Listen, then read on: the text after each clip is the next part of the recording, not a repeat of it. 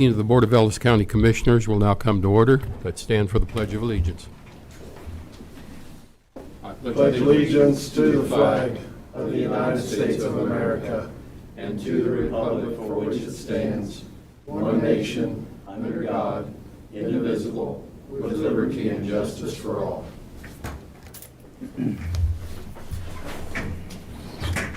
Hey, Don, if you could call the roll. Commissioner Dean Hazelhorst. Present. Commissioner Chair Bush Meyer. Present. Commissioner Dustin Rock. Present. Okay. Present. And the order of business, I believe there's a couple of changes tonight. Yes. We won't be having the grant from the Hess Services presented tonight. That is correct. They were unable to be here. And then there's something you're going to present for an ambulance, is that correct? Yes, sir. Last year, purchase order number 7488 was approved for the amount of $209,680. Jason has done a good job and has found a new ambulance, a 2020 version, for $161,960. So we're asking for the new purchase order number 7520 to be approved in the consent agenda. Okay. Okay, and no other considerations, correct? Have none. Okay, prior minutes, we had minutes from the 15th and 22nd, I believe. Any changes? Have none. Okay, Just missed a couple S's on my last name, but I sent those to Donna. okay, okay. Donna will fix those up then. Okay, do I have a motion for the consent agenda?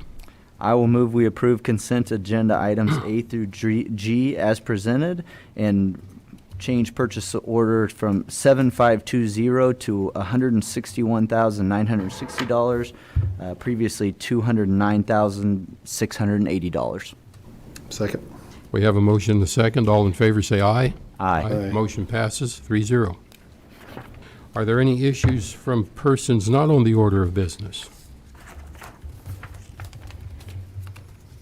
Okay. Hey, we might have one.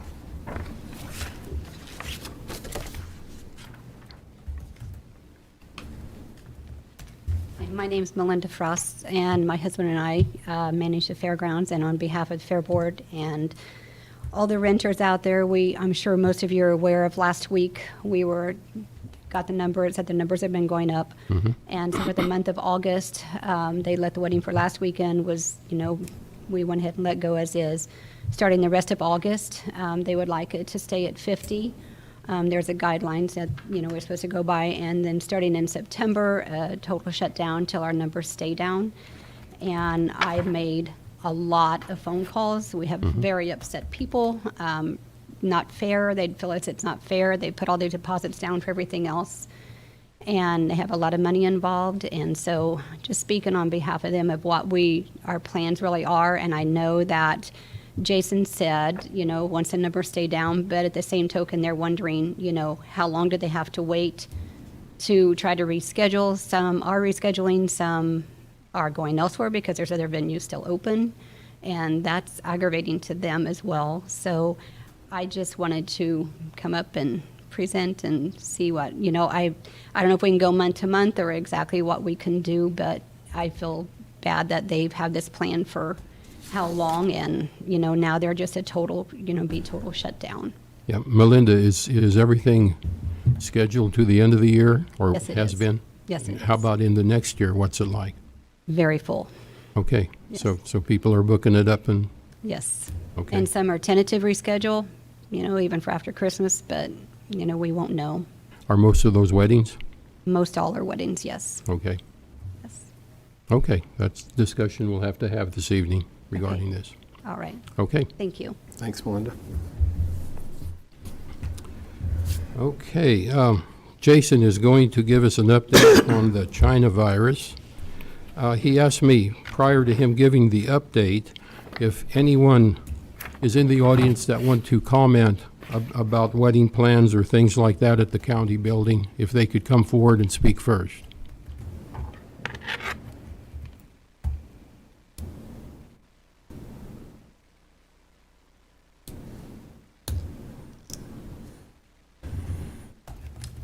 I'm Justin Chick. I'm Vice President of the Ellis County Fair Board.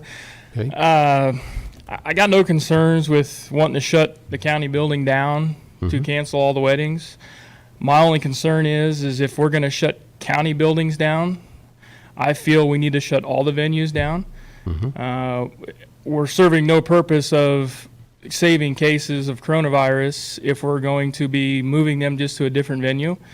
We all know that there is a venue going to be opening up in town here, and they've been taking some of these people that have been canceling and scheduling for their venue. So I don't feel that that's, if we're going to close it, we need to look at closing all the venues in town. okay, That'd be my only concern. sure. Thank you. Is there anyone in the audience that's having a wedding out there that wants to speak? Yeah, please come up. Guys, I might allude to every discussion that we have about the Schenck and Unrein building. I will recuse myself from discussion and abstain from any voting on any issues there. Okay, My name is Stacy DeWild, and I have a wedding coming up in November. I sent you guys an email regarding all that. I just want to say thanks to all the local businesses who've been willing to work with all of us, but I wish that there was a little more consideration about restrictions before just shutting it down. I'm sorry. A lot of us have planned a okay. lot during all of this, and to just have it up and taken away from us without consideration of cutting the amount down or wearing face masks or anything is a little disheartening, especially since, like someone else said, that everyone else gets to have their weddings as normal.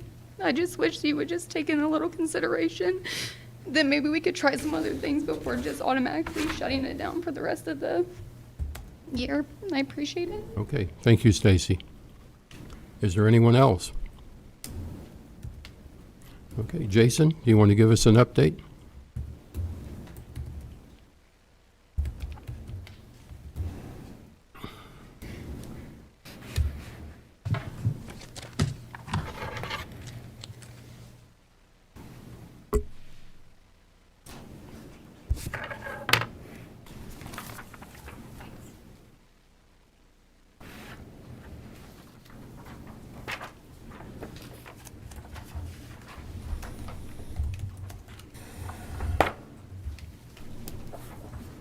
Thank you.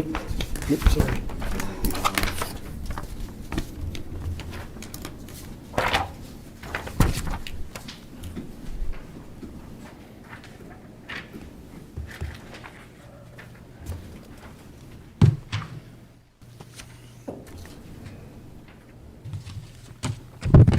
Jason Kennedy, Ellis County Health Services Director.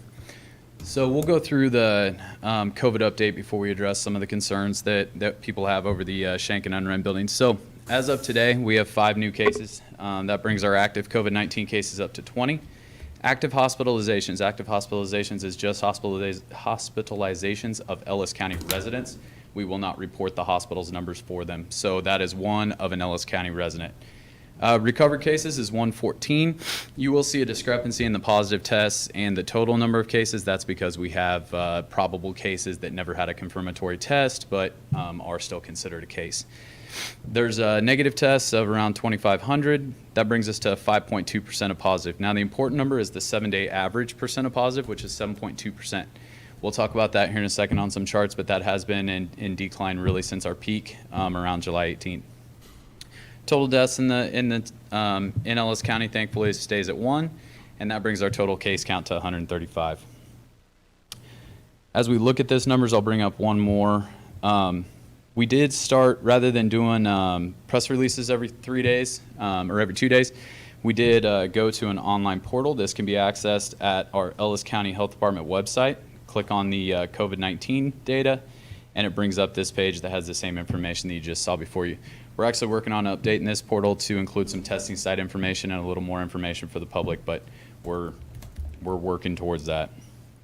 Now, as we go back to our data, so if we look at the data, here's our 7-day average percent of positive. Now the important, like I said, the important part of the 7-day average, and the reason why we look at this, is that daily values can fluctuate widely. They can fluctuate based on backlog and testing at Quest. They can fluctuate in just the number of people that are coming in for testing. But the 7-day average shows us what the trend line is. So what's it look like? So for us, as we look through this is our 7-day average percent of positive. We've talked in the past that percent of positive is really amount of community spread. So if you just look strictly at your tests, how many cases you have. Well, if you test more, your cases are likely to go up. This percent of positive is an attempt to kind of stabilize that number. So as that percent of positive increases, you're showing that you have more community spread or less community spread. So as you can see, our peak our peak was over here. Our peak sat at July 23rd was actually our peak 7-day percent of positive. Back here was the second highest point we've had, and that's July 18th. The reason why that's so important is that's 14 days after the 4th of July. We've talked in the past about mass gatherings, how important it is not to gather in groups, regardless of restrictions. If we look at this data, we removed restrictions back here on May 27th, clear back here. The data was so insignificant for 7-day percent of positive because we didn't have cases that I didn't even include it in this chart. You'll see the number of cases on the next chart. Right here is the 18th. That's almost our peak, just slightly below our peak percent of positive following the 4th of July events, 14 days out. As you look back here, this represents July 4th, and we see our percent of positive steadily increase until we get to the peak here, and we actually have thankfully seen reductions. From July 23rd, we've seen a significant reduction in our percent of positive or amount of community spread. This trend line is the 27th. This is when the mandatory mask mandate for the city of Hayes came into effect. As you can see, we've continued really our trend line of downward progress with that percent of positive. Now, as we go down here and we look at our 7-day average cases per day. Over here, on the left-hand side, we see July 8th, our initial spikes. So May 27th was back here when we removed restrictions. You see really very few cases per day. You see large gaps in between days. It really doesn't become statistically significant until we get out here to July 4th, July 5th. This is July 8th. We start our upward trend because the predominant amount of infections show up 4 to 7 days following your exposure. So the 4th of July brought together mass gatherings, brought together people in groups. 4 days later, we see the start of our upward trend. We continue on that upward trend until July 18th. Our peak for cases per day in our acceleration phase is July 18th, 14 days after the 4th of July. We continue to see a downward trend till then. I stuck July 27th in here with with the mandatory Hayes mask mandate. We continue to see a downward trend, continue to see a downward trend. Hopefully we continue that. Again, this is our 7-day average cases per day. You will see fluctuations in that because there are some days where test logs are backed up, whatever, we get a large number, but we look at that 7-day average. Now, the reason why we talk about that, mass gatherings. On the 4th of July, in one mass gathering event held in one of our buildings, we had 9 primary positives. From those positives, we had 7 secondary positives, and 65 people were quarantined from one event. Now, did they all contract it at that event? I don't know that answer. No one does. I really don't. It seems plausible. They weren't sick prior to. Within 14 days after that, they had all tested positive for it. Did the 7 people that got it from, or that tested positive from those primary contacts, did they necessarily 100% get it from that positive contact? I don't know. It's a virus. Viruses are biologically designed to do 2 things, replicate and spread. That's what they do. And they do it well inside a closed environment with a lot of people, indoor mass gatherings. For 4.5 months, we've said social distance, don't attend mass gatherings, wash your hands, don't touch your eyes, nose, or mouth. 5 months, we've warned people, don't gather in groups. Of those, in that same time frame, we had 60 overall cases in Ellis County. Of those 60 cases, 16 of them were associated with a mass gathering. 26.6%. Statewide, you see the same thing. Mass gatherings bring people together. We see COVID spread. That information is just data points. It's numbers on a graph. What it means is that there was impacts to a lot of people from COVID. There's 8 billion people on this planet. Every single one of them has likely had a day ruined by COVID-19. There's 320 million people in the US. Likely, every single one of them has had a day or more ruined by COVID-19. 28,000 people in this community are impacted daily. Their businesses were closed. They now have restrictions that they've never had before. Everyone is impacted by this virus. I truly feel for the people that have events coming up. I know how much time and energy and effort that my wife put into our wedding. Notice I said my wife. I didn't do as much as I should have. I know how much time and effort that her family put in. I know the amount of money that goes into it. The day is not about the event. It's about the wedding. Now, to take that all away, I understand they have money involved, which is why this plan came up. I wanted to close it August 1st. And not necessarily because we're at a point where our cases are out of control. I wanted to close our buildings because it just might keep us from having to close private buildings. We have a whole different set of metrics that we use if we have to get into restrictions on private individuals, because that impacts their bottom line, their kids eating, that affects everything in their life if we have to get to there. Closing our buildings, like we talked, I talked to both Butch and Dean prior to this. I didn't talk to Dustin because of his conflict of interest. We talked and we said, hey, this is an administrative function because they're our buildings. If this saves us having to change things for other private businesses, if this changes us having to regulate schools or anything that is outside of county function, I'm okay with that. I understand the pain and the heartache that this causes people. Every single person in this room and in this county has had a day ruined by this virus or multiple. I don't have a change to my plan that I am willing to put forth. The plan is fine. What you see before you is 2 documents, 8 pages in one, 9 pages in the other. Those are CDC guidelines to prepare your mass gathering event for people. 9 pages of checklist of things that need to take place prior to having a mass gathering. You'll also notice on the first page,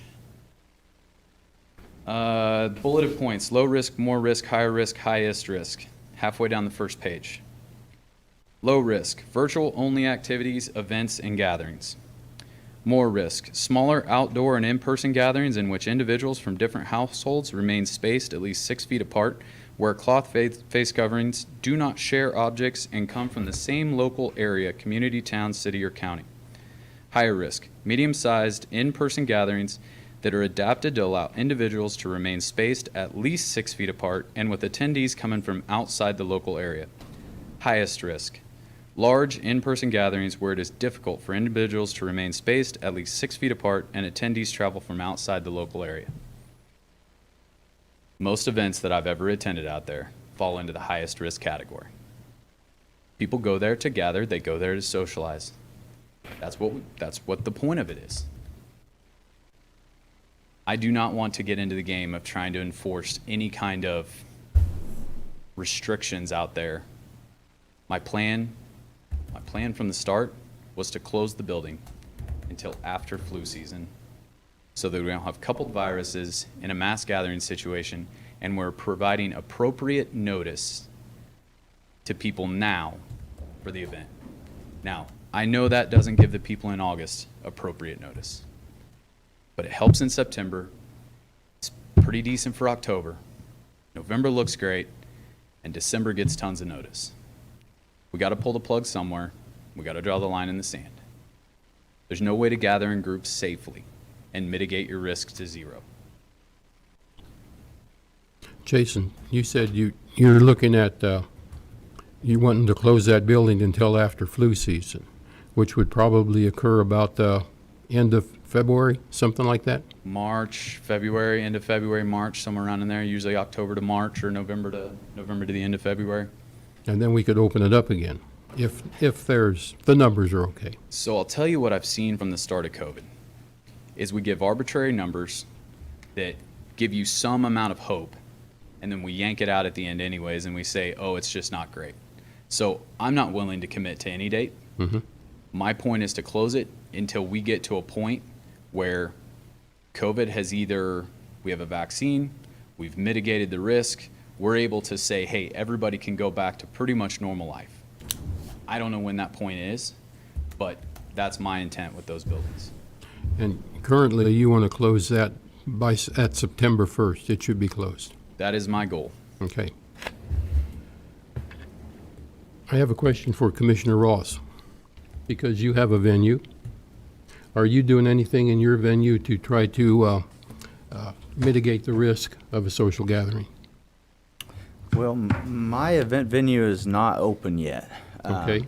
Are you? We hope to be open by the end of September.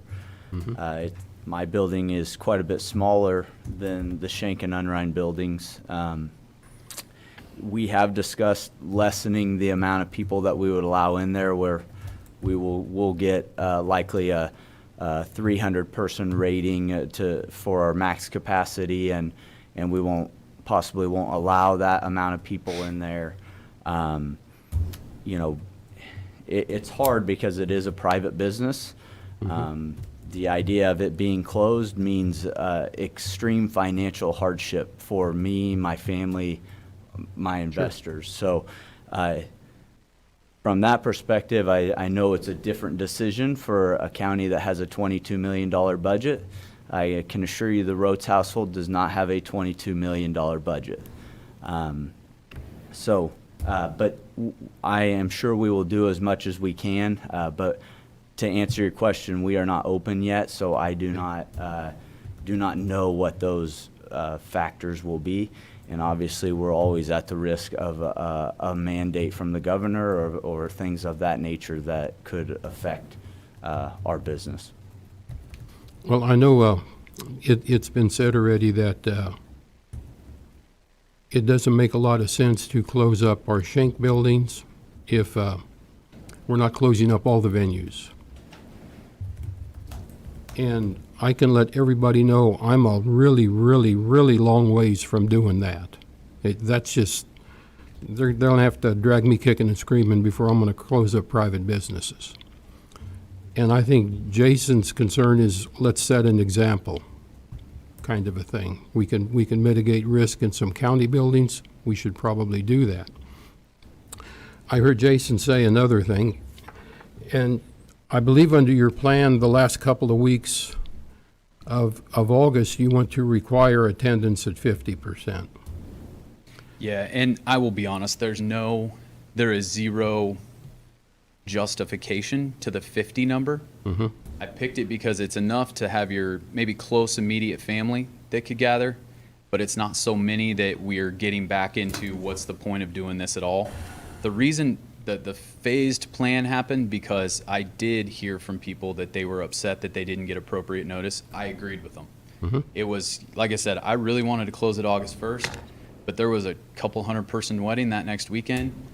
That's probably that. I agree. That's not fair. That was harsh to do. So that's where this came from. And as you can see, I am encouraging in the plan. We encourage people to reschedule on their own. Right. The 50-person is just a number that says, hey, there's less risk with less numbers of people. And I believe we should strongly encourage lower numbers.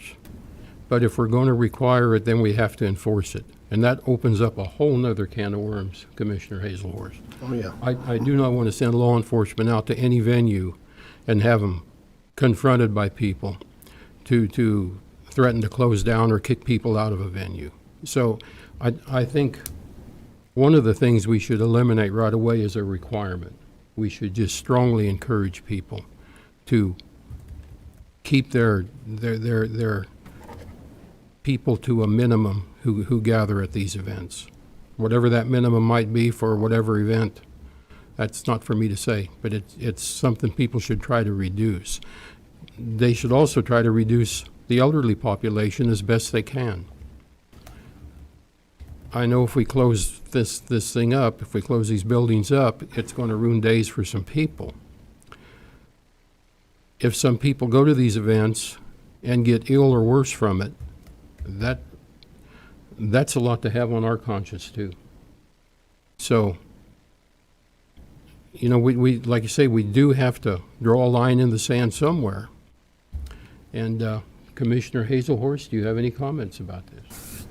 Well, I did talk to Jason today and ran some things by him, and he explained some more things to me. In the meantime, I had some more people call today, and private businesses, actually, just kind of like Dustin's putting in.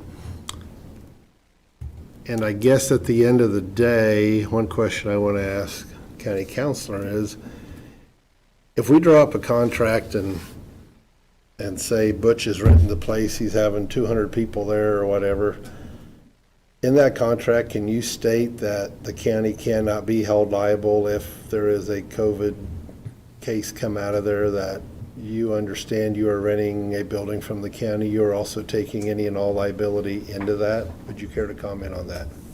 So your question would relate to the county accepting itself out from any liability? Correct. You could do that. What you can't do is create a waiver for people as against the willful act of negligence. Okay. So, for example, if you knew you had a staff member that's out there working that had tested positive and you let them continue to work, then you got an issue. And with COVID-19, we're in such uncharted territory with all this.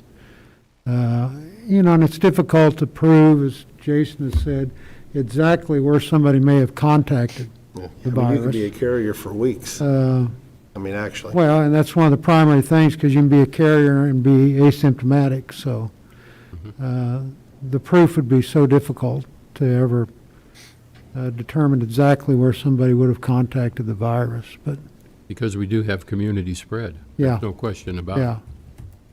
But there isn't any reason why you couldn't put that language into a contract. And I guess also with everything Jason just gave us with events and gatherings, I mean, there's a lot of information there. I mean, I guess if we're going to keep it open, I would definitely encourage that each wedding would get that, and, you know, especially where they're bringing people in from out of town. There's very few weddings in Ellis County, even no matter what your last name is, you may have 300 people there. But, you know, that isn't, somebody's not going to come from out of town, whether it be Wichita, Salina, Topeka, Kansas City, wherever. I guess if we are going to keep it open, I would definitely encourage them to read that article and that they've received it and sign at the bottom line. If they had 300 people invited, that they would definitely think about downsizing that. You know, I know what Jason said, you know, about his wife planned his wedding. Oh, my wife did the same thing, and I probably should have done more, and I didn't. But 30 years later, I guess I can look back and say it was a lesson learned. But, you know, I had a lot of people call, and I will say 3 of the weddings that are in the month of August impact me a lot because I know all 3 of them very well.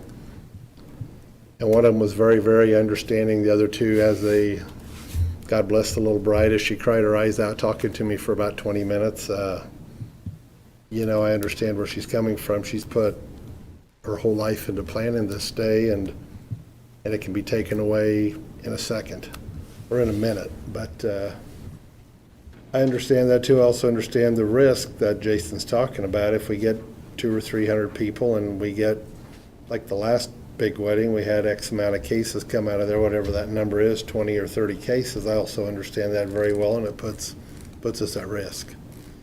So I know where Jason's coming from on that also. Today, after seeing how and this is a little bit off the subject, but today after seeing how our Kansas State high school activities voted 5-4, we can all go out and play football if you're into football. So I can get in your face on defense, you're on offense, I'm in your face, I can do whatever I so choose, just how football goes. I'm breathing in you, we can be exchanging whatever, and I'm inches away from you. When I go to sack the quarterback in the backfield, I just drove my helmet in his face and I'm inches away from him. But you know what? We think that's okay. Because why? It's sports. We're not going to take sports out of the state of Kansas because our governor knows better the backlash she would get from that. That would cost her the next election probably. So it's okay to play football and be inches away. It's okay to play soccer and be maybe not quite inches away, but within a foot or so of your opponent, and that's okay. We go back to a wedding, and we know we should be social distancing. Jason has promoted that forever, and I believe everything he said about that. Are we going to choose to do it at a wedding when we're all standing at the bar getting an adult beverage? Probably not, because we're going to mingle like Jason said. That's our nature. We go to a mass gathering, we mingle with other people, no matter where that is. And that's the other side of that. But I guess I find as long as our local venues are open, and I know that's different, that's a private business. I do understand that. I think Gella's has closed their facility in the back to hold mass gatherings, and Thirsties has done the same. And not to pick on anybody, the Rose Garden is still open. Dustin's opening up a facility. However many that's going to hold, I think he just said 300. If he limits it to 150, he's social distancing. Do you leave that up to the business, or is the Board of County Commissioners going to make that decision? I don't think that's our decision. I don't want to regulate private business at all. I don't want to tell Dustin whether he's a fellow commissioner or not. Mm-hmm. I don't want to tell him you're going to start having 50 people in your business. Well, as he said, that could provide a financial hardship also. That's not Ellis County Commissioners, I don't feel, to decide. No matter what we decide on this issue, I fully understand all of you that have social media is going to hammer the living daylights out of Butch and myself, because that's what the general public does on a daily basis. Anytime the commissioners make a decision, we can get on Facebook. Thank God I don't have that. I don't want to waste my time on Facebook because I have better things to do with my life. But I can have my friends send me a little text message and say, you just got your you-know-what handed to you on Facebook because the last decision you made. You know what? If that's all you have to do, go home, get on your Facebook, and just hammer the hell out of them, because I really don't care. I have better things to do with my life than to look at Facebook and see who wants to hammer me tonight. Mm-hmm. If that's what you want to do, power to you. I really don't care. So any decision we make tonight, that's going to happen regardless, and Butch, I hope you're aware of that. Oh, yeah, I'm used to it. And I don't care. But at the end of the day, I guess with the gatherings out at the Ellis County Fairgrounds, and I've always went with Jason on everything he's decided. He's a super smart young man, and I believe everything he says, and he's looking out for the best interest of the county. And I firmly believe that every time he comes before us, he does one heck of a job. I do not want his job, because he also catches hell on Facebook, I hear. So anyway, but he has broad shoulders. I mean, I guess at the end of the day, I look at, do I want to close the Ellis County Fairgrounds? I really don't. Okay. But if we need to, it's the decision we make. Fort Hays State is going to start, I think, here in August 20-something, 24th or 6th. We're going to bring in 4,000 students. And I know they're all going to social distance. None of them are going to go to the bar. They're not going to have parties in front of their house on 5, 6, and 7th Street. I know that for a fact. They're not going to do that. Mm-hmm. And they're all going to stay in their room and be locked up for the whole time they're at Hays, Kansas. I just know that's going to happen, because that's what young 18 through 22-year-olds do. And I'm sure we're going to see a spike, and Jason's going to bring that to us probably in about September the 20th. He's going to tell us maybe 15th of the new spike we have in Ellis County. At that time, we're probably going to have to revisit it, guys, and look at this. As of today, I really don't want to close the fairgrounds. I want to educate people. Jason has educated us since March, I guess, mm-hmm. and done a heck of a job. I guess I would like to see this information be educated to everybody that's having a wedding and encourage them to limit their gatherings. If they had 300, you know, I know you want to invite everybody you can to your wedding. It's a special day. Trust me, I had a 2-day wedding. I can relate. I had 600 people at my wedding in 2 days. So we had a 2-day wedding, and that was just how it was. I would encourage people to, whatever they had invited, 250, 300, maybe to send their deal out on Facebook, email, whatever you do, and let them know that if you feel threatened, maybe you shouldn't come to my wedding that day. Send a card, that's great, do whatever, but maybe if you feel you're at risk, you shouldn't come. Encourage the mask at a mass gathering like Jason has always promoted, and I would leave it at that, but that's my own opinion, Okay, Chairman. That's your opinion. That's what you're thinking. When Jason, he visited with me about a week ago regarding this issue, and I have high regard for Jason. And so when Jason said this was his plan, of course, my knee-jerk reaction was to say, let's go with it. But I didn't know at that point in time what was scheduled or how much was scheduled. I didn't have time to think through all of this, looking at requirements and the whole thing. During the course of last week, I had a lot of time to think. Jason and I had a good, healthy discussion this morning. And I am inclined to side with Dean, to leave it open at the present time. It's not to say we won't ever have to close it. Don't know when or if that'll happen. And I think this material would be very well to present to those people having gatherings. And then if we want to make a contractual stipulation that tries to limit our liability with We need that. to do that. I think, of course, this could make extra work for Jason if he gets more cases out of these events too. I think those people who are having weddings, gatherings, you need to watch where the hot spots are in the country. You really need to watch who you invite to come to these gatherings.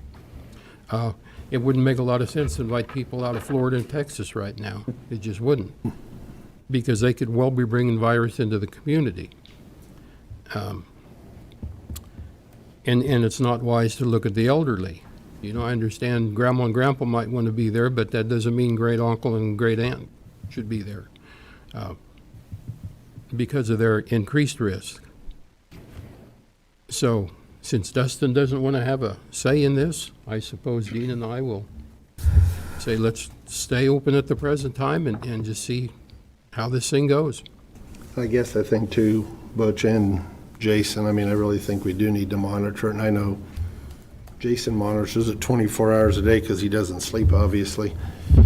And I guess if we see a big spike all of a sudden, I mean, unfortunately, it may be have to do it on a week's notice, say, sorry, we're closed. Mm-hmm. That I could mean, if happen. we get one wedding that 40 cases come out of or whatever, just throwing that out, we're done. We have to lock the gate. Yeah, the only thing I would ask with that, if you guys intend to leave it open, is let's move it into our community mitigation plan and treat it like every other private business, so that everybody knows. I don't want to readdress this every other day. Exactly. So if we're gonna, if the intent is to leave this building open, we are not gonna place any mandated restrictions on this building because we're not gonna enforce them, and I'm not gonna send the sheriff out there anyways. So if we're gonna leave it open, it's full steam ahead, and we put it into our community mitigation plan, and if we get to the point where our case count is where it's at and we have to shut down all of Ellis County, it gets treated the same as those other buildings. I agree with you. I agree, Jason. Because I know you've lived it for the past, 5 months. On And- again, off again is not fair to people. So it's And it either, isn't. it's this deal is, COVID is an on or off, and it's, the ups and downs is what tears people up. Absolutely. Nope, I'm with you on that, and at least that way people know, and I guess in our plan, if it has to go out on the Ellis County website, that if we do have a huge spike out of one event, we're done, we're closed. And that could be at any venue in Ellis County as far as that goes. If we see a big spike out of any of them, we're done. We have to treat all the venues alike. We do. Yeah. but we could do them all. So I guess I encourage all you future brides or grooms, if you're a groom that's here, I guess, be smart. We have guidelines up here, which I know Jason would be glad to share with all of you. Both handouts are very good. Watch who you invite. Encourage a smaller wedding. I know you all want to have max you can get in a building, but please look the other way and limit that number so you're not at risk, we're not at risk, and Ellis County is still safe and a great place to live. Jason, what's our current R-naught score in Ellis County? Are we still keeping it below 1, or? You know, I honestly don't. That's such a complex number to figure that Okay. I don't know. I just view it as what the CDC has, and I'm not sure today what the R-naught I didn't is. know if but that was something you tracked on a not given. specific for Ellis County, just because it's a fairly difficult number to track because we have cases that are in Rooks County. You know, we have contacts from Rooks. We have, you know, so it's a fairly complex number to figure out. It seems like the county is doing a pretty decent job of mitigating it. Even when we get these big spikes, it seems as though we catch up at least in a decent amount of time on our contact tracing, and we get people quarantined. So, you know, kudos to you and the staff that are able to catch up on that. You know, the big question I've had from the beginning on this is, at what point will you guys feel overwhelmed to the sense that you will need us to add mitigating measures? You know, we've discussed masks, we've discussed, you know, limiting mass gatherings, all these different things that are actually a mitigating measure that are in our pandemic plan. I imagine that's when you're going to need to tell us is we can't catch up with this one. We, as Butch alluded to, sometimes it's community spread and they say stop calling people. You can't do anything about it. You know, I would say that would be the big thing from my perspective as a commissioner is if your office is in close contact with the County Board of Health to say, we can't catch up on this one. And we need a little time, and we need to ask people who don't need to go to work to stay home for a week. We need to start masking everybody up, all those things that are in our pandemic plan. Preference would be to make small measures that make sure we never get there. Yeah. That's the preference, because that gets back into controlling private business, private individuals, all that kind of stuff. So if Yeah. Ellis County continues to make good decisions, but what we will find in the end of this is that we don't control the virus. We control a response to the virus. Yep. And so how we control that response is what makes changes in the virus. But if you look at spikes nationwide, they correlate with the start of mitigating measures, the end of mitigating measures. You end a mitigating measure, 2 weeks later, you see more spikes. You start mitigating measures, 2 weeks later, you see lows. We see it nationwide right now. The whole nation is in a bit of the same trend as we are. Some are a little ahead, some are a little behind. Once you get virus in your community, it replicates and spreads. It's two things it does. And we've discussed this before, but I think the worst case scenario for us, and partially why you're discussing any kind of mitigation right now, is what you alluded to before, and that is fighting the flu season at the same time of COVID-19. We don't know what that'll look like. We don't know if a vaccine will ever be made. We don't know if it'll be effective. We don't know how many people are going to take it. But we do know that COVID is with us for the foreseeable future. It's with us for the rest of my lifetime. We will not see this go away like we do with pandemic flus and stuff like that. This is a coronavirus. It will circulate. It will continue to circulate. How we handle that information and what we do about that information really depends on what the next rest of my life looks like. And Jason, in regards to testing for this virus, is there a backlog? How long does it take you to get test results back? So we've actually been pretty good. 48 hours is the majority of our tests. Now, that's the bulk of our testing platform goes through Quest Labs. They're returning results in about 48 hours. KDHE Labs will test certain populations, especially long-term cares. They're about 48 hours as well.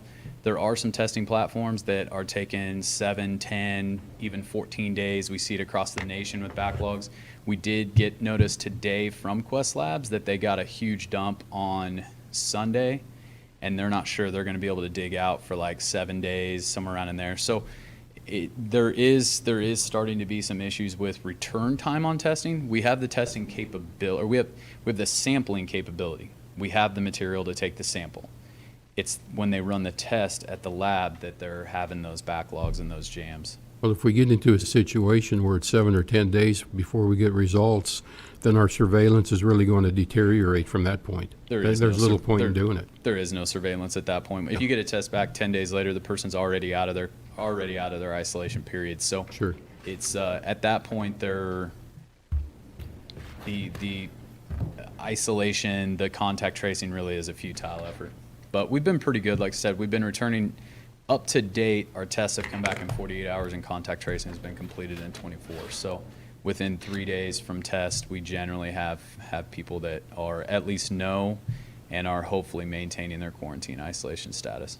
With these virus tests, what's the percent of accuracy on those? Someone has a positive test, are we sure it's positive, or what's the percent of accuracy? Yeah, so the PCR test is yes. Yeah, we are sure. There's a small percentage of false negatives, which are almost worse than false positives, because then someone thinks they don't have it, but they actually do.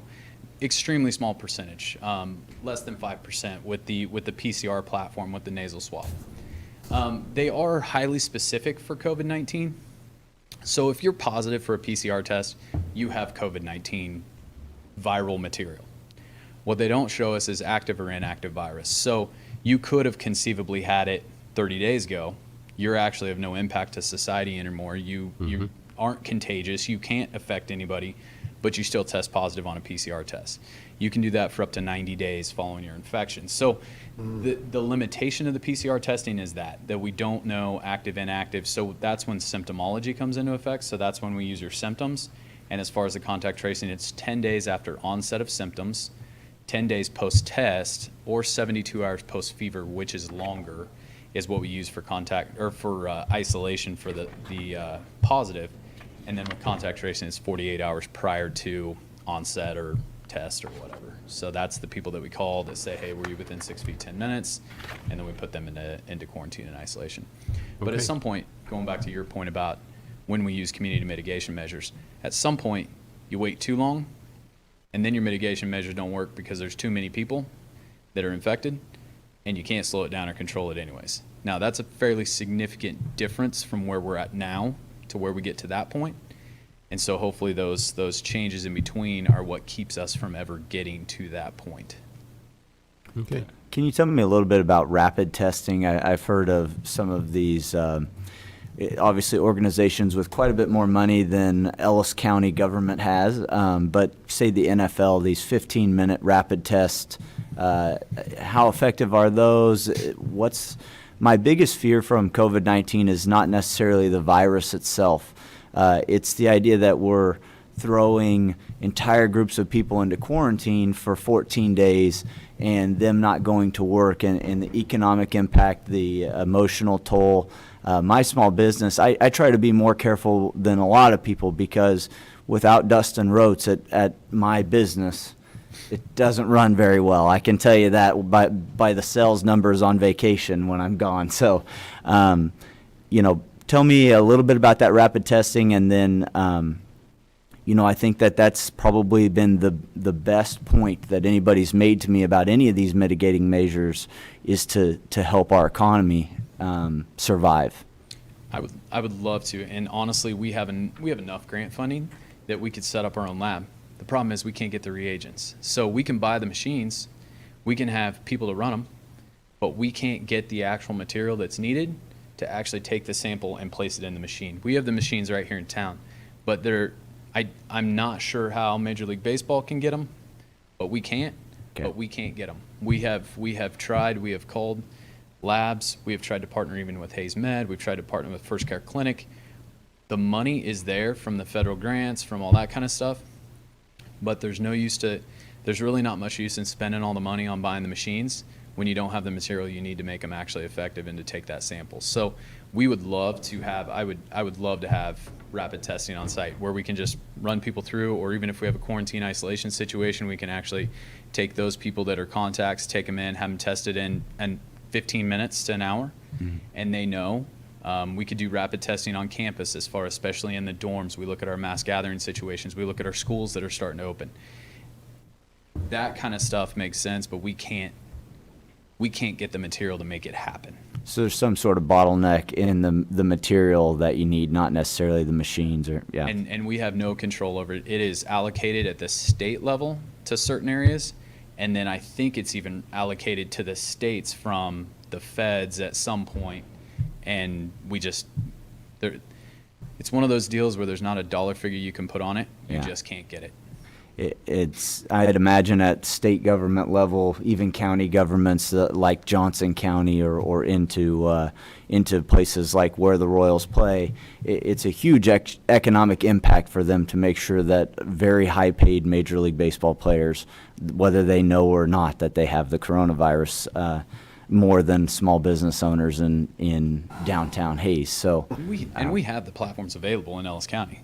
Hayes Med has them. We've got the platforms, and we have the testing capability for rapid testing. Okay. But we have to prioritize the cassettes for the emergency cases that come in. You need to go in for an emergency surgery. Well, they need that information right now. So the cassettes are prioritized for the sick, extremely symptomatic, the ones that it's going to drive their medical care. Good. We can't use them for routine surveillance because we just don't have enough. that makes sense. Thank you.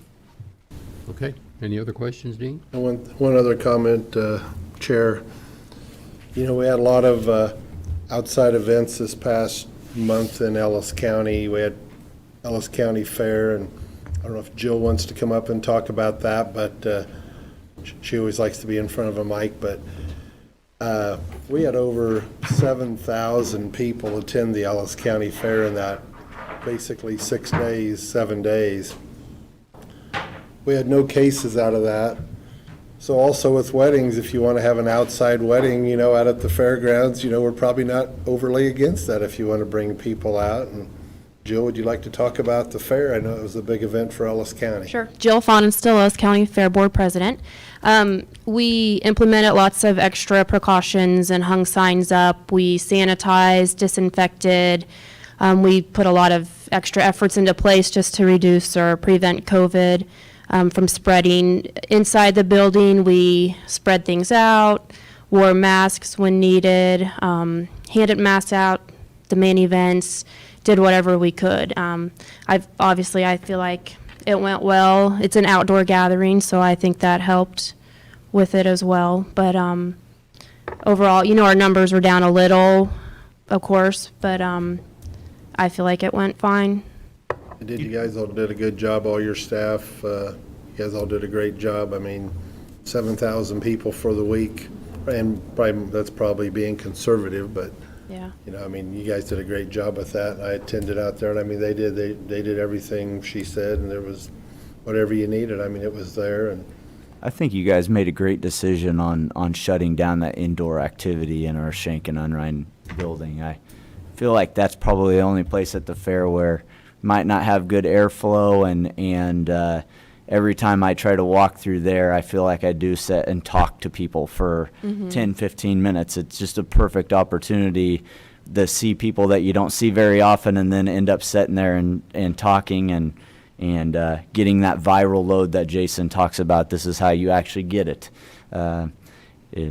Have libations and then talk right into somebody's face because you forget that there's a pandemic going on, and somebody can definitely get the coronavirus. So I think that was a great move on your guys' part to do that. Absolutely. yep, thanks, Jill. Okay, thank you. Thank you. So to sum up, the county buildings will remain open. We're just going to encourage those people who are going to have a gathering out there to try to mitigate as much of that risk as possible. And I suppose, Melinda, you will have more calls to make. Are we going to have county council write up a new contract? Yes, I think the county councilor will write up a new contract. Keep in mind that the focus of a waiver is for the guests who attend, to sign a waiver that they will not make a claim back against the county. Okay. So as a practical matter, how are you going to regulate guests signing a waiver? When they come in the door and sign the And guest book, they what sign if- that right away too. What if they refuse? Are you going to deny admittance? Who's going to enforce that? Yeah, If we want to I'm just require. pointing out as a practical matter, Sure. it sounds like a great idea, but it may be difficult to enforce. And I do like these handouts that Jason gave us that, Linda, you don't have a copy machine out at the fairgrounds, do you? Out at the Unrein building or nothing, no? No, I didn't think so. Bill, I will say, just from my private business's perspective, which may be completely different than county government, so take this for what it's worth, we discussed some sort of a waiver for COVID-19 if people were to use our facility. We were assured that legislation has been passed to protect people from this type of liability from people. I don't know how that translates to county government. But we didn't have to add any kind of waiver. We did get some protection from small businesses. Now, whether that accounts to our larger, entity, I don't know. But I can maybe forward that legislation to you to see if it does. I have read it, and I think Okay. that's in the June legislation. Okay. I'm not sure it applies to public entities, private business, I wondered. Okay. but I'll relook at that. Okay. Okay. Melinda, if you want my copies, you can have them, and maybe you can stop by the admin center, and Donna or somebody can make you copies to hand out to the future. So you're saying for the August weddings, they can go on? Absolutely. Everything can go on as scheduled for the current time. But I think you ought to hand these to your couples having a wedding and let them have that, and so they're aware also. Jason did a great job putting that together. I'm gonna hand that to her in case you don't want to stay. Okay? Mr. Guys, Chairman, may I ask a question? Yes. So just to understand what we're doing, when we say we're encouraging, how are we encouraging? Or do we wish to maybe utilize some signage perhaps in the building? Or do we wish to maybe, you were talking about an agreement, but maybe an acknowledgement of some sort that acknowledges that we are encouraging these things that are listed? I don't know, maybe that can be put in the contract too, that we just strongly encourage some of these mitigation efforts. And the hand sanitizing like they had at the fair. Right. And Great deal, I mean, that you guys had out there. Another thought, I assume the contracts we're talking about have already been signed through the Probably end of the so. year, Mm-hmm. so. so maybe we could do some sort of addendum or something, just Sure. that they agree, or Mhm. they acknowledge that we're encouraging. Right, because Sure. I'm sure everyone understands the situation we're Oh, in. yeah, definitely. Okay. I think Melinda could probably get back with us as well as if we had whatever it was a week here of calling brides and having them try to do that. I don't know if they talked about giving their deposits back or how that all worked out. But I think that it's going to have to be quick phone calls, get everybody back on schedule with what's going on. With your indulgement, may we invite Linda back up for just, Melinda yeah. back up for Yeah. just a moment? Sure. I know from my point of view, I've had contact with one party that had already found another venue, and so we're trying to refund them as quick as For we sure. can, rather than having them wait, for the normal process. But do you feel like it's feasible that we can get a hold of everyone and maybe have them sign an acknowledgement that was discussed tonight? I do. When I start making the phone calls and tell them that they can still have the wedding, a lot of these people have already put their deposit down somewhere else. I've already released up to the clerk's office. I think I had given you information today of how many that are already total canceled because they went somewhere else. And now I'm so thankful we get to do this. I just don't know if they're going to go ahead with, their sure. other plans or what. Thanks for your effort. I know you made a lot of phone calls, because A lot of tears. a lot of them that called you called me, and I got to sit through that too. And one of them brought me to tears. God bless her. I'll tell you guys, I'm relatively heavily involved in the bridal industry because of my business, both of my businesses now.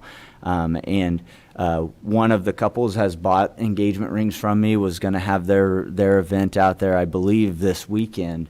And and they had discussed doing it outside or in a barn, or they had found another thing. So hopefully they will be able to come back and do those kind of things, but I imagine you'll run into all kinds of issues. As you imagine, we did receive a lot of calls for ours, but frankly, we were turning almost all of them away because we have been so booked up with only a very few amounts of Saturdays available. So despite what social media may say about the conspiracy theory of me wanting this shut down and how evil I am for buying a venue in November before the coronavirus hit, and the scare it has had on me even through the process of renovating my building, we were relatively booked up before any cancellations happened at the Schenk or Unrein building. Okay. So. Okay. And I have one more question, if I could. One of the things I thought was really good on Jason's list, and I would turn it over to him, that you may want to consider continuing, and that is the full list of attendees that are there for tracking purposes. But I mean, I'll yield to Jason or you all. I think a full list of attending is good. I don't know if they can really make a seating arrangement, because people get up and move around and no one sits in the same place twice. But I think a list of attendees is good. Well, very good. Well, maybe if it's okay, maybe we can work together and get this little acknowledgement put together where we include that as well, so they acknowledge that we'll provide that information. And then we'll get it to you as soon as we can. Right. Okay. Thank you. Okay. Thank you. Okay, we'll move on. We need a motion. Our Because they're not changing anything. next agenda item is the cost reimbursements associated with the name change of Rome Road.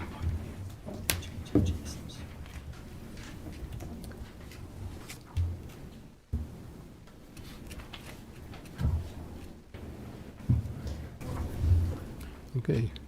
JD, I'm sorry, Mr. Chairman. that's okay. Yes, we are in receipt of a request for reimbursement for costs that a party has come into as a result of the name change of Rome Road.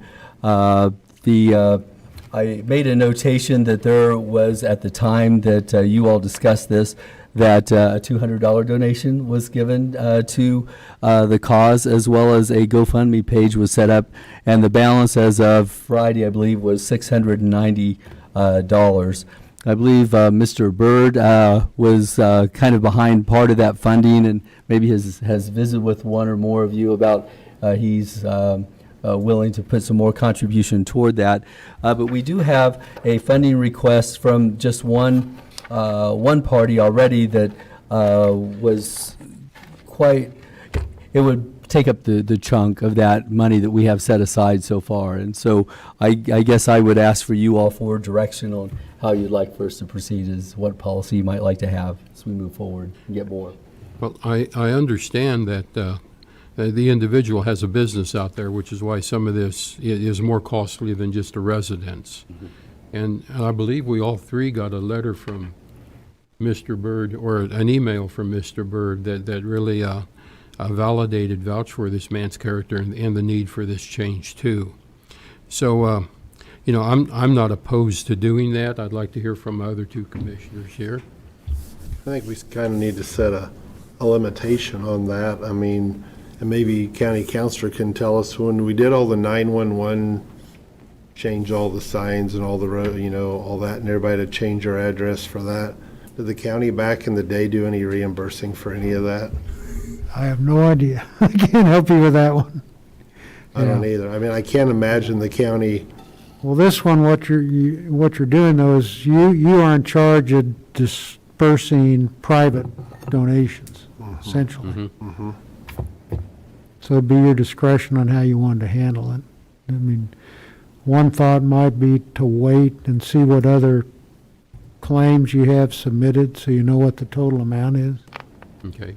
And then you can determine whether you have the money there or not. And if not, whether additional money may be coming that would take care of that. And so we just set a timeline from when claims have to be submitted I to us? think that might be a way to look Okay. at it. Say September 1 or August 31st or whatever. I mean, they've already had quite a bit of, they've had some time already.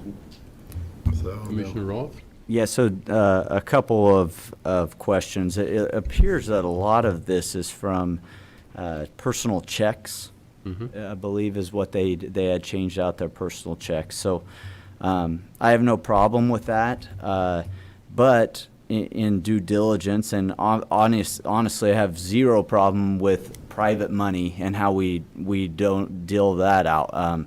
That's not county tax dollars, and that's an entirely different animal. But because this was checks, I gave a phone call to my banker.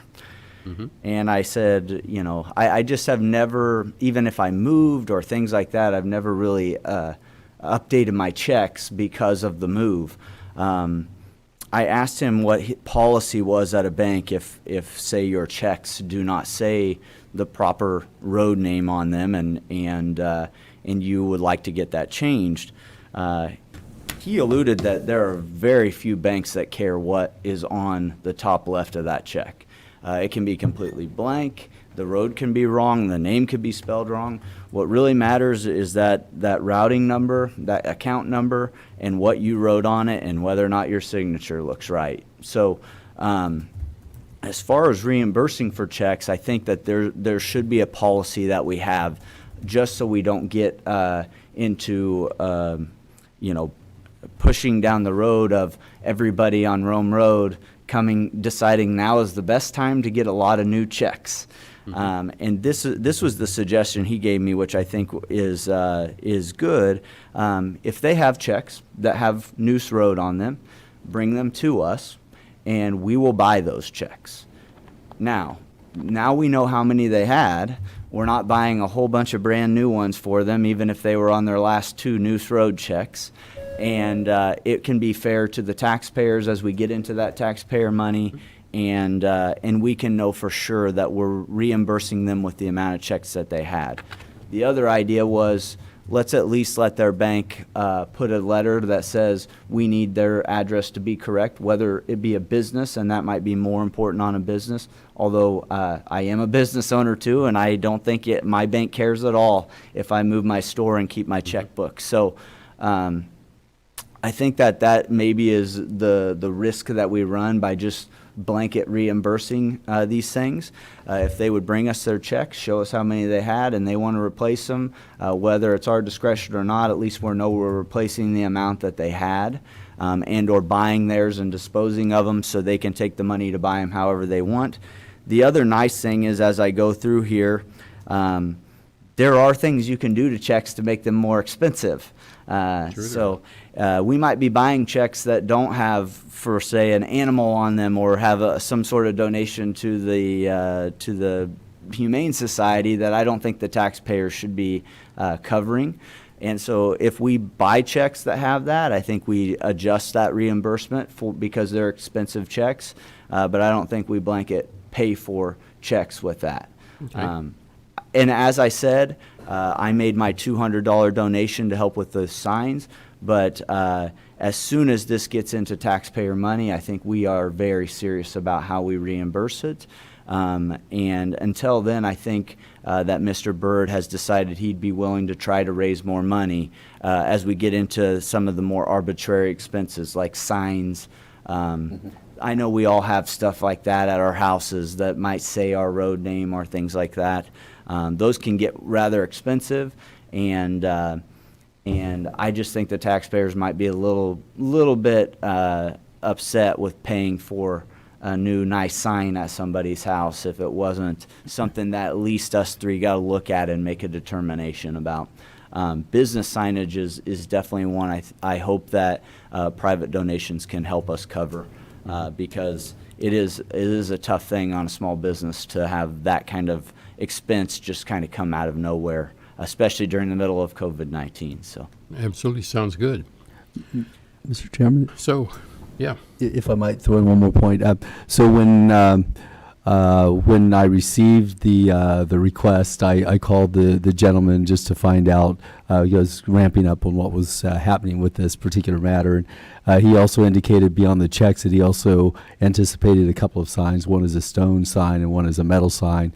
And I asked him if this may be a step beyond what you all had talked about before, but I asked him to get us estimates first before he goes ahead and expects us to reimburse. So, but if I'm understanding what you're talking about tonight, you're talking about going ahead and utilizing the funds that are already set aside, paying out of those, and then when we get into taxpayer funds. Well, we're talking about holding everything, I believe. Okay. And we'll just set a date if we want to go till, what? Let's say September 1st. Yeah, I think it's, actually, that's a question I had for Bill Ring. Road signs changed everything out there now?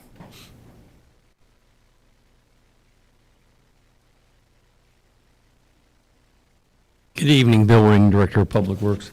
Yes, and we added one on the far end because there was never one at the intersection of Yosemite and now what's Rome Road Okay, for people coming off the intersection. That has been taken care of. very good. So, yeah, that was my main request, that we were all done with everything county business-wise, and now the clock is ticking. We need them to decide whether they need things like this, like checks, or I know some had talked about legal documents and getting things changed of that nature. I looked at my driver's license and I realized my driver's license is wrong from a move. So there are things like this that I don't think that we should be reimbursing unless there's something that needs to be reimbursed. And as I said, I'm going to be a lot more loose with these private donations, but as soon as it gets into taxpayer money, we have to tighten it down. We have to make sure that we're doing the due diligence at that point. So we want to wait till September 1st to see what receipts come in? I think so. And if Rome Road people, residents, please get us all those by September 1st. and if people want us to buy checks, we should buy the checks they have from them. I think we can make that determination of what a typical check costs.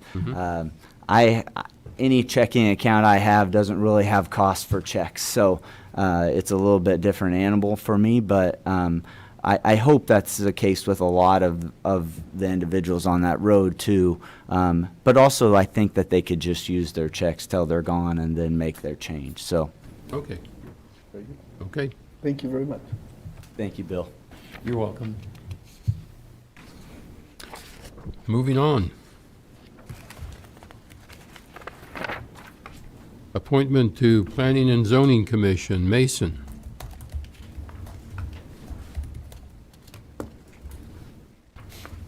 Good evening, Commissioners. Mason Reuter, Environmental Planning Supervisor.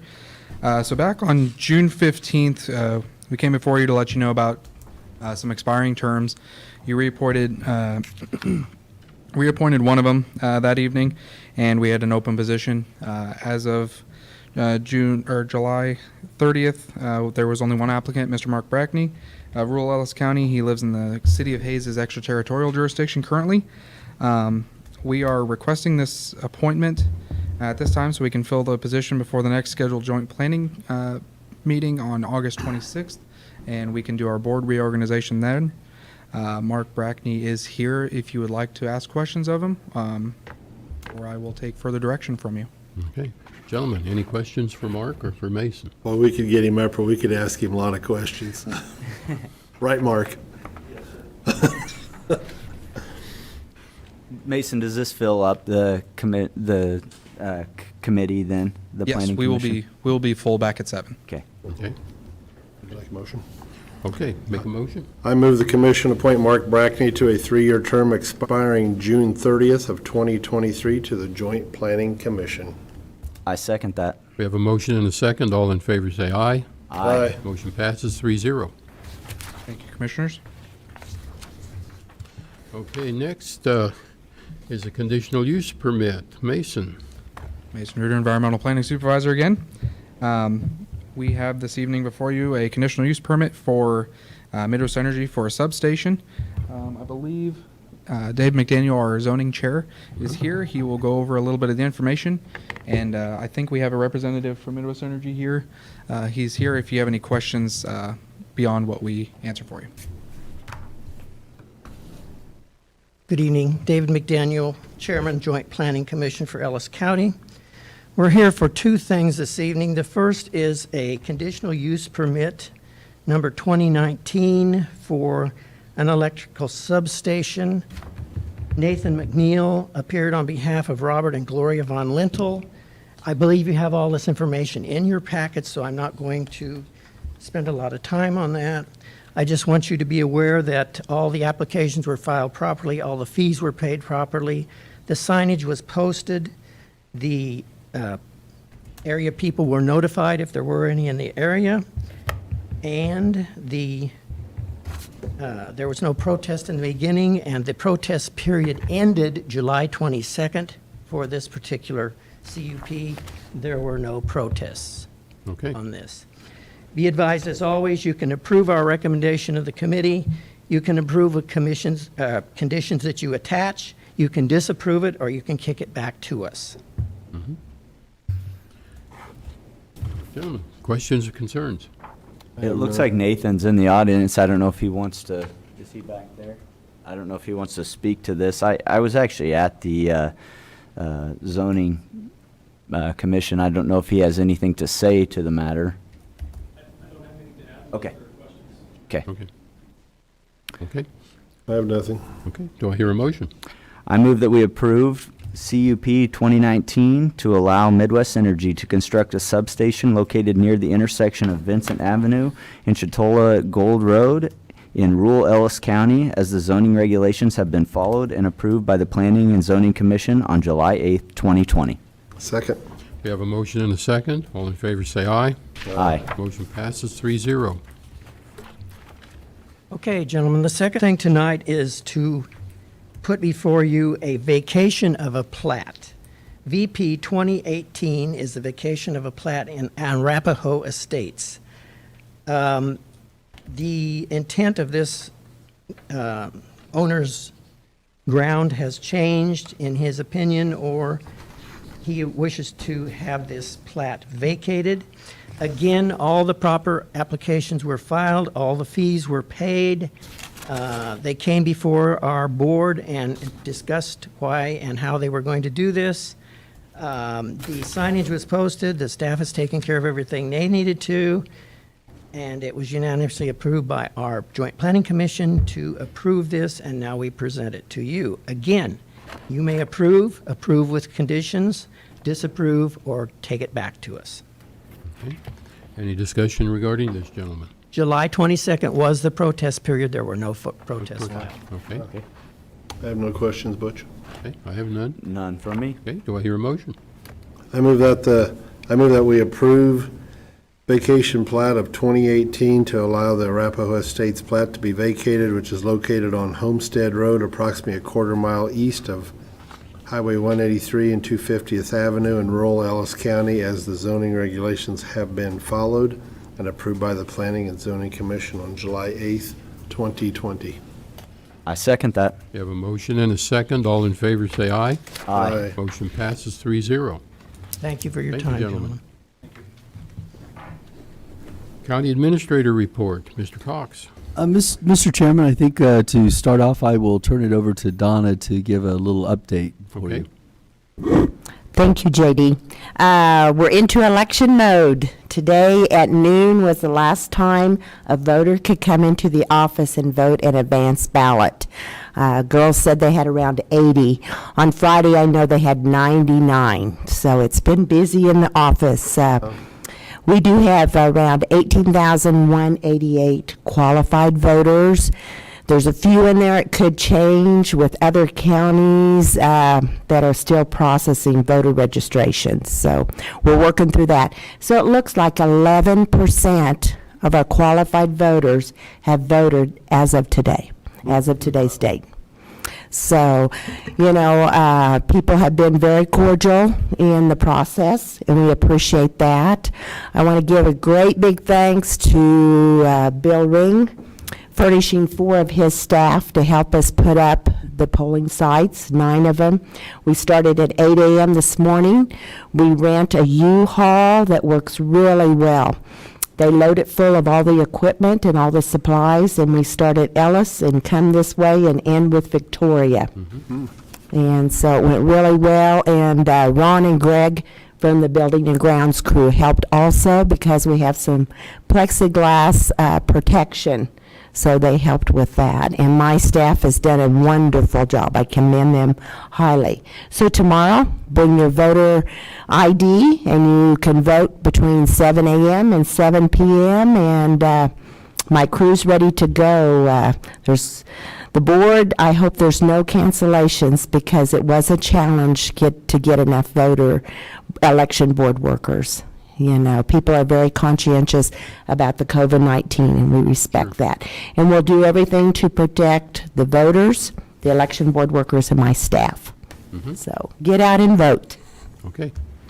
Donna, I have a quick question for you. I had a phone call today from an independent voter asking me about voting in this election cycle, and I just want you to allude to, if they are independent, I believe they can declare at the election and then become a Republican or Democrat, and then get a ballot to be able to vote, correct? Right, that is a primary election. To vote for a candidate, you have to be either Republican or Democrat. So if you're non-party affiliated at this time, you can go in, like the advanced voters did, and declare a party. So that party is on your voter registration, and after the elections, when the books reopen tomorrow, then they can change that party. So they're able to do that.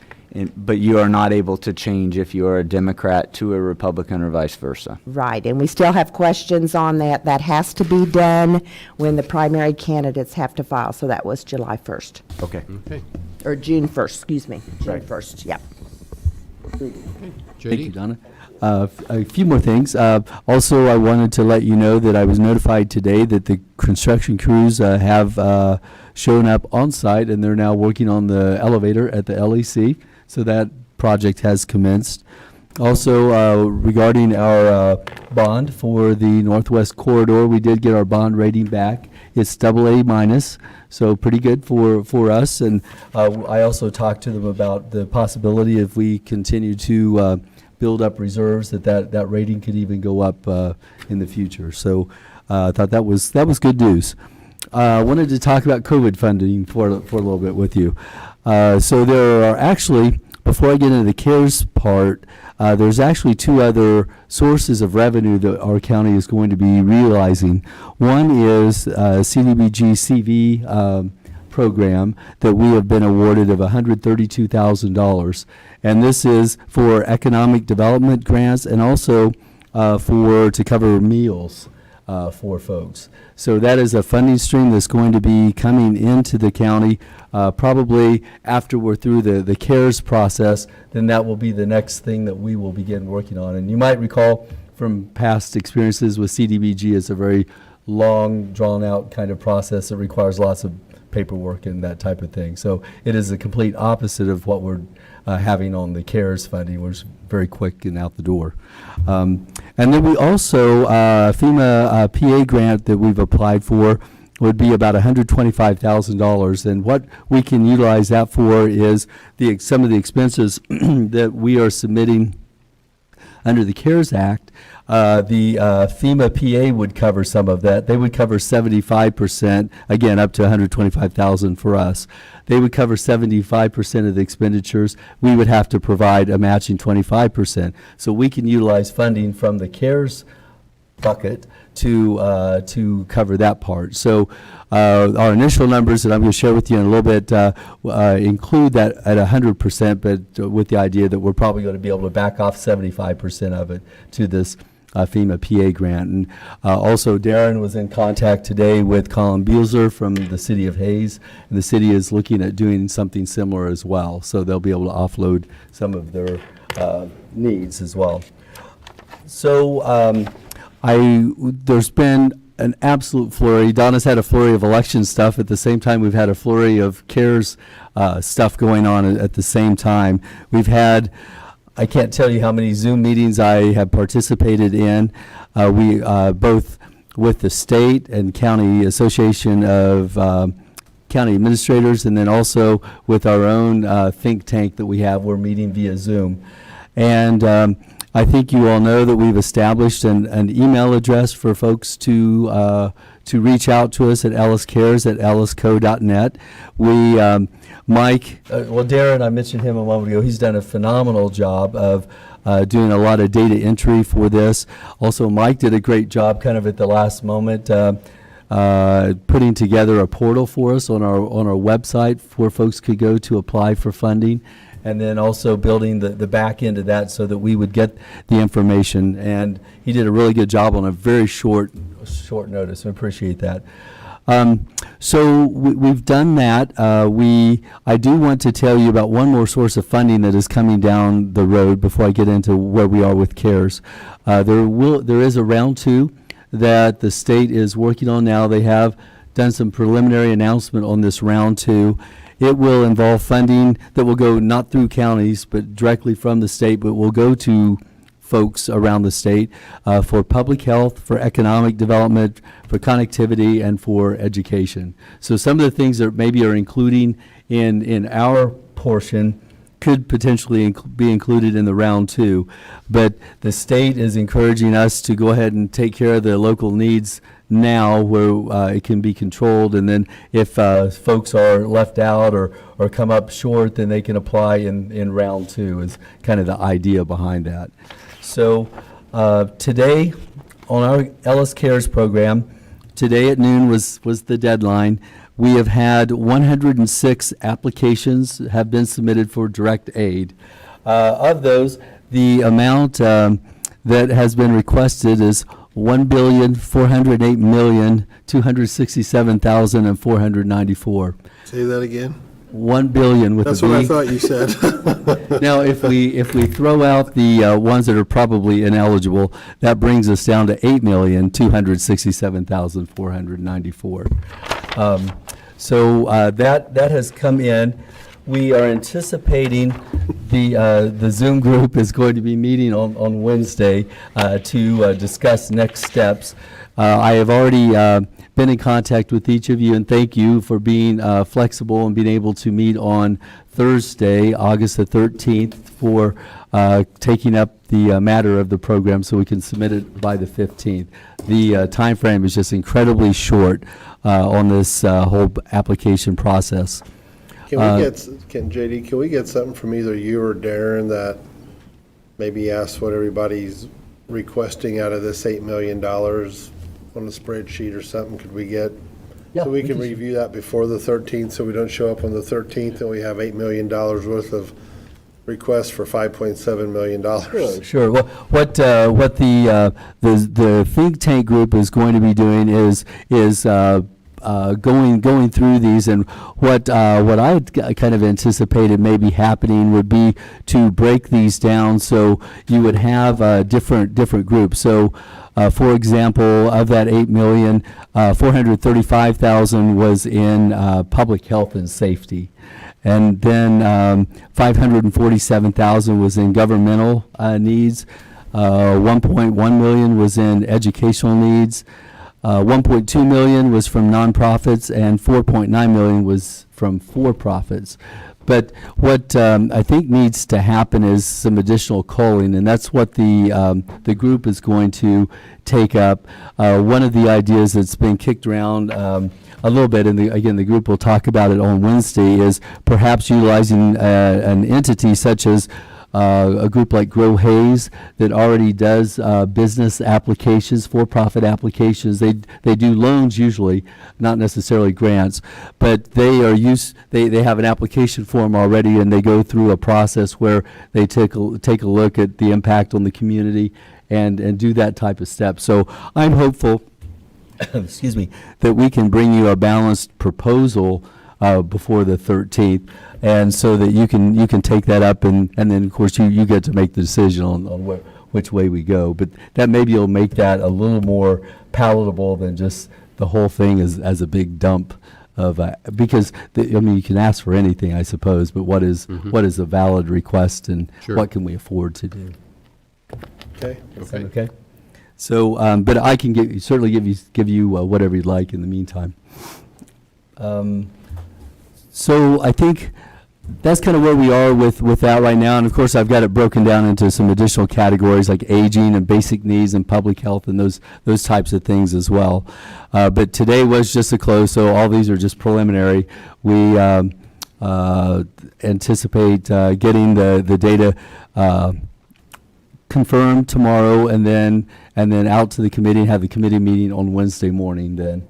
So hopefully we'll move very quickly. I will make a note that when we kind of came into this, we were a little bit behind the other counties, but we've caught up. We are right in the thick of things right now, which is maybe a little bit nice to know. Many of the counties had a deadline of today, as it turns out, for their applications to be turned in. So this next round, then, if we do utilize another group to assist with this, I suspect there'll probably be supplemental questions that will be sent to the organizations, because some of the, like I said, some of these, like a $300,000 application might have 2 sentences in support of it versus having that kind of detail that we weren't able to do to get the portal out and going. So that is coming. A couple other things, switching gears. Oh, do you have any questions on that beyond what we did? I have a couple questions for Yes, you. sir. Okay, first I want to get back to the CDBG-CV. You said that was $132,000. I believe so, yes, sir. Okay, I just wanted to make sure that was reiterated, because I took quite a bit of heat over that CDBG-CV funding from people in the community, because they believed that we weren't going to get that because we weren't a part of the Northwest Kansas Planning and Development Corporation. So I just want to make sure that everybody knows and realizes that Darren and his staff were able to get that funding. We weren't on the very first round, but we didn't expect to be on the first round. And I believe there are 2 communities in all of Northwest Kansas that got it in the first round, and then, you know, here comes the subsequent funding, and here it is. So I just wanted to make sure that I was correct in that. Okay, so you know, just making sure, as I got that information, that I could relay that it was not something that we missed out on.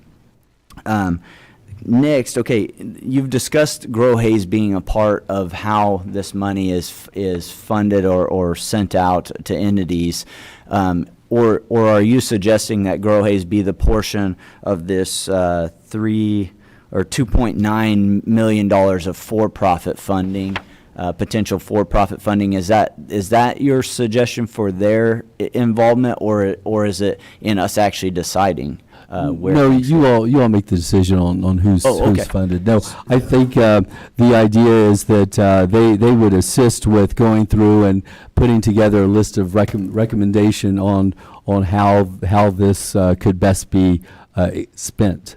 So if you have applications from 50 applicants, how does that, whatever the dollar might wind up being in that bucket for profits, if it's $1 million, for example, I'm just throwing out a number, but if it's $1 million, how do you best divide that up and be most impactful for the whole county? One of the questions we ask on the application too is, if you're can't be awarded the full amount, can you still complete your project? And so I don't know that we got any no's to that question. Good. Yeah. I think that's a good direction for us for whatever money that 2.9 or whatever it ends up being, or 1 million, whatever that we decide that should be. I know of that group, very well connected in the community, the type of people that I think could help make some good decisions for Ellis County as the directions of those dollars to do the most economic benefit, without us needing to be so heavily involved in making those decisions amongst our taxpayers. They're kind of a good entity for that. There's a lot of small businesses, there are a lot of businesses that apply for funding through some grant or some Dangy Hansen Foundation loan application stuff. So they've seen it, they know how to go through the process, and I think they're well enough connected in the community that I think that they will do a wonderful job of getting the best bang for the buck, so to say. Okay. I had been hopeful, you kind of hinted at it a moment ago, I was hopeful early on that perhaps the state might allow us to do some sort of revolving loan fund, and I could see that as being long-term very impactful, but their goal was not long-term, it was short-term, get that money pumped into the local economy as fast as we could. So I think that's why these hurried up deadlines are what they are. So. Yeah, I think that's been the hard thing with a lot of this spending is I was actually concerned that we wouldn't have enough requests. So we've blown past that, and now we have to tell some people no. But I guess I would say, and you guys can probably get a list of the people on that committee just so you can see what I'm talking about in terms of their involvement in the community and their ability to assess business plans and that economic outlook that maybe they're spending that money wisely on good businesses that they think will do a huge benefit to Ellis County in the future. Sure. So. Okay. And I will plan to report back at the next meeting and with an update on where we are, and we'll go from there. Okay. And our CARES Act meeting is 8 a.m. on the 13th? Yes, sir, 8 a.m. And then I just was going to report that I did have the pleasure of going and visiting the cities of Hayes and Ellis, and that was, I enjoyed that very much. And then also, I don't know if there's a way we can do this, but I'd love to go over and make a appearance with Victoria and Shernshin as well, but they conflict with our meeting, so might have to figure something out sometime. So that's the end of the report. Thank you, sir. Okay. County Commission reports. I have nothing, Mr. Chair. Okay, Commissioner Roth. Just a couple things. I was able to go to the Hayes City Commission meeting, the meeting where they put in an ordinance for wearing masks. I spoke to our decision that was made on Monday. I think that they could have heard our conversation, and I think likely got a good feel for why we were doing what we were doing. I asked them to look at the idea that we do have a plan, that we have a very qualified person implementing the plan, and they went another way. But I also did tell them that I completely understood in their public service how hard people were pushing one way or another on that issue, and that I could definitely feel for their position and what they were going to have to do, whether or not I agreed with it or not. I wanted to be supportive of that other elective body in whichever way they went. It was opposite of the way that I would have gone, but I always like to be in front of them. I view them as friends. As Hayes goes, I always tell them, so does Ellis County with 22,000 of our citizens. So I hope that choice was right, and I hope that we can continue to see these numbers decline in the future. The other thing I was going to report on, I'm also a member of the Downtown Hayes Development Corporation, past president, been on there I think for 6 or 7 years now, but they had an announcement today that they are canceling their Brews on the Bricks for this year, which is our biggest fundraising effort for DHDC. I won't tell them. You can look up how much money the DHDC makes on Brews on the Bricks, but it is a large sum of money that they will now go without this year. So just as we discussed outside funding last year and the difficult decisions we made and asking people to look deep within and help fund those organizations, it's large financial hits, and I imagine that they're doing their best to work on some of the CARES spark money in order to curb that loss of income. But that is a perfect example of an event Jason would not like us to have in Ellis County. Last thing, I am also on a committee that is doing a strategic plan for Ellis County. Not Ellis County government, Ellis County as a whole, all of its citizens, all the entities within it, including Ellis County. Darren is on that with me. It's called Imagine Ellis County. We're at a bit of a crossroads, I think, in that strategic planning. Where some of the groups of the individuals, which would be the executives at the hospital, the executives at Fort Hays State, county government, city governments, school boards, all those, we have discussed what kind of funding we think we need to try to do a good job of this. And it's similar to, we were hoping to make a plan similar to one done in Manhattan. That's called the Manhattan Project. But as we looked at it and the cost of it, we don't know that we see the benefit. And so I've begun the process of asking them if we can just target activities that and/or projects that we need to go after as a group and as an entity, as opposed to trying to make this all-encompassing plan where we get a ton of opinions. I think we know the good things that need to be done. I think when we say them, we know whether or not they resonate amongst the people, the shareholders in this community, in this county. And my hope is that they will help us build that list, and in 5 years try to complete that list. So it'll be shorter term, it will be more pointed, things like band shell down at Frontier Park, where Wild West Fest and Oktoberfest could save quite a bit of money in setting up for things each year, to a truck stop that is already in the works. Those type of projects we think are doing, and we don't want to plan, we want to do, and that was the point of that strategic doing session. So it includes all kinds of things. Hopefully that list can get put out, and then we can go to town on trying to figure out how to fund it, because that's always the hard thing. I think we'd hate to waste $60,000 of what could have gone towards bricks for something. So, but it's a neat group that I'm a part of, and I think that is something that we can be excited about for the county.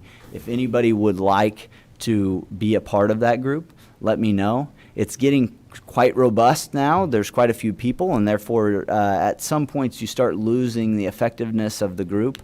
But with all the things that I have going on, if either of you two might want to take over, I'd probably just give you my seat on that one, because I feel like I try to do on my own a lot anyway. So anyway, that's all from me. Okay, and I have no report, and the meeting will adjourn at 6:41. Well, vote early and vote often, right? That's correct. Go out and vote.